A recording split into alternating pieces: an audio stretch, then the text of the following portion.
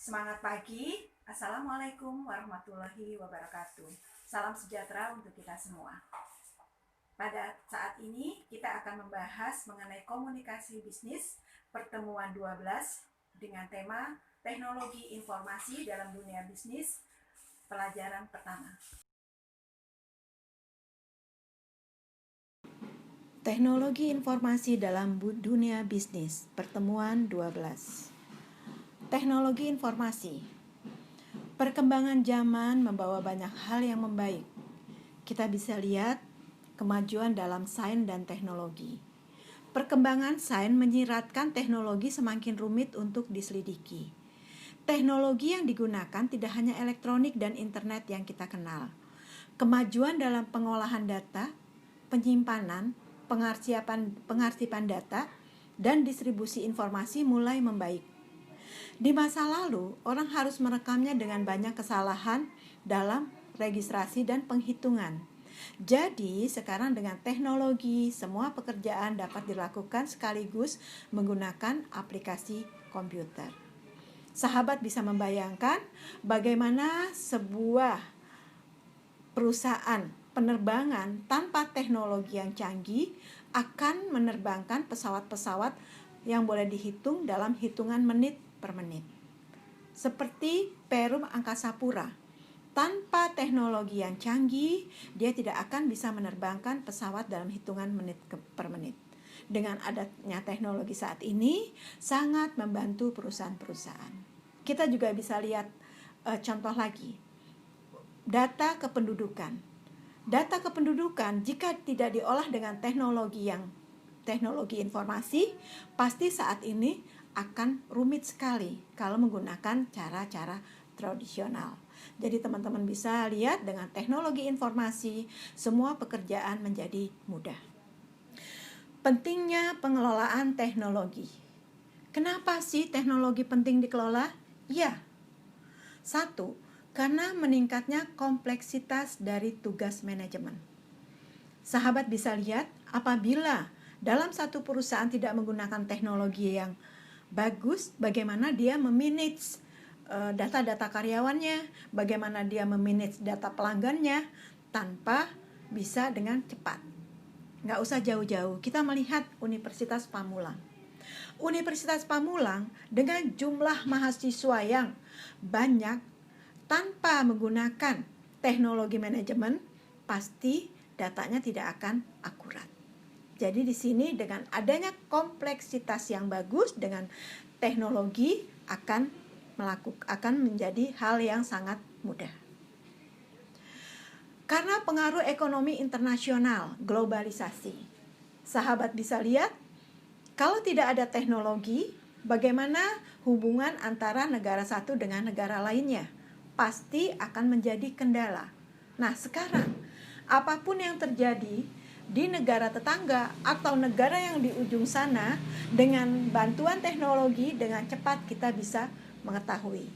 Jadi betapa pentingnya teknologi informasi dalam hubungan internasional. Selanjutnya, karena perlunya waktu tanggap atau respon time yang lebih cepat. Teman-teman bisa melihat contohnya dengan kita melakukan email melalui internet, dengan cepat kita akan bisa menyampaikan pesan. Dengan melalui teknologi WA, kita akan bisa cepat melakukan pesan, baik itu antar individu, antar perusahaan, maupun antar negara. Betapa pentingnya pengelolaan teknologi. Dengan respon yang cepat, semua pasti akan menjadi cepat. Jadi boleh dibilang saat ini, peganglah dunia dengan jarimu. Fungsi teknologi informasi. Menangkap atau capture. Menangkap di sini dapat diartikan sebagai menginput, misalnya menerima inputan dari mix, dari keyboard, scanner, dan lain-lain. Sekarang teman-teman bisa melihat bukan hanya dari data yang kita ketik, tapi dari keyboard kita bisa menangkap atau mengcapture untuk kita rekam. Selanjutnya, fungsinya untuk mengolah atau processing. Di sini mengolah atau memproses data masukan yang diterima untuk menjadi informasi. Pengolahan dan pemrosesan data dapat berupa mengkonversi, menganalisis, dan menghitung atau mengkalkulasi. Poin ketiga, menghasilkan.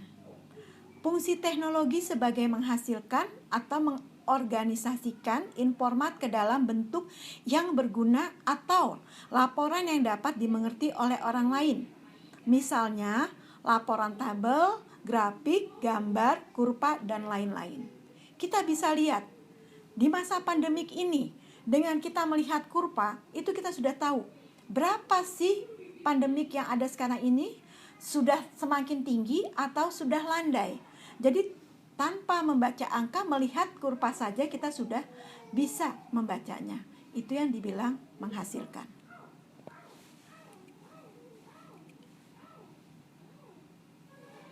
Fungsi selanjutnya menyimpan. Merekam atau menyimpan data dan informasi dalam suatu media yang dapat digunakan untuk keperluan lain. Contohnya adalah menyimpan ke hard disk, flash disk atau TIFF, atau di folder di laptop kita atau di komputer kita. Jadi, suatu waktu data ini kita butuhkan, kita bisa melihat kembali. Bisa kebayang sama teman-teman, tanpa kita bisa menyimpan data dengan teknologi informasi, kita tidak agak sulit merekam data-data kita kalau masih kita menggunakan data-data tradisional. Selanjutnya, fungsi teknologi adalah mencari.